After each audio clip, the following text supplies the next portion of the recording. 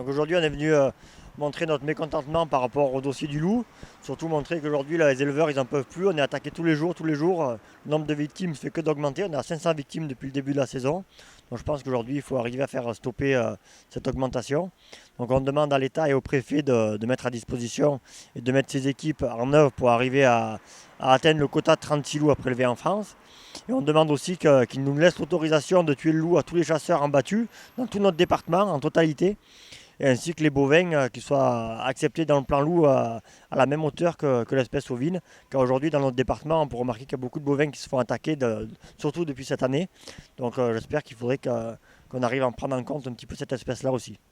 Ah ben, on compte rester le moins possible et le plus longtemps possible si des fois le préfet ne nous sort pas des choses assez concrètes et assez réactives sur le sujet du loup, quoi. Donc tous les jours aussi, on a prévu des petits thèmes en fait, par rapport à la problématique des prix.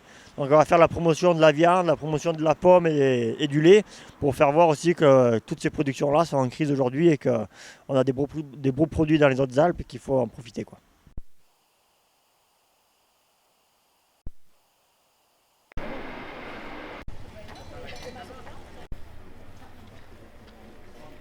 Ben aujourd'hui, avec les jeunes agriculteurs, on a fait une action devant la préfecture, parce que le 21 juin, on avait une grande manifestation, on était 1500 agriculteurs et chasseurs, et on demandait au préfet de prélever au moins 2 loups sur le département avant un mois, sinon on reviendrait.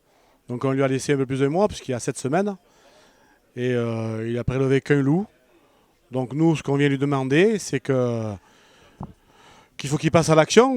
Il faut qu'il prélève du loup pour faire baisser la prédation. Alors par tous les moyens qu'il veut, ou avec les militaires, ou nous donner le feu vert aux chasseurs ou aux éleveurs de pouvoir prélever des loups quand ils sont à la chasse ou quand ils sont attaqués. Il faut vraiment assouplir le système de prélèvement de loups. Parce qu'il y a de plus en plus d'attaques. Depuis 2 ans, les attaques se multiplient. Donc voilà quoi, on veut des résultats, on veut plus de discours, plus de réunions, on veut des résultats sur le terrain pour faire baisser la prédation rapidement. Alors demain, ça sera les problèmes de filière. Demain, c'est le lait. Donc on va essayer enfin on va pas essayer, on va essayer de montrer aux consommateurs la différence la différence de prix qu'il y a entre nous quand on vend 1 litre de lait et le prix qu'eux ils le payent quand ils vont l'acheter. Bien démontrer qu'on ne gagne pas notre vie, mais que malgré tout, ils payent les produits très chers, que c'est quand même pas normal. Donc pour essayer de montrer que les intermédiaires, ils prennent des marges importantes par rapport à ce que nous, on gagne. Parce qu'aujourd'hui, on mange de l'argent sur le lait. Et le deuxième jour, ça sera sur les viandes. Viande porcine, viande bovine, viande ovine. Parce que là aussi, le prix de la viande a tendance à baisser par rapport, notamment la viande bovine, par rapport au boycott russe. Puisque la Russie était des clients de bovins et aujourd'hui ils ne nous achètent plus de viande. Donc ça encombre les marchés et donc ça fait chuter les prix, quoi. Et le 4e jour, ça sera les fruits.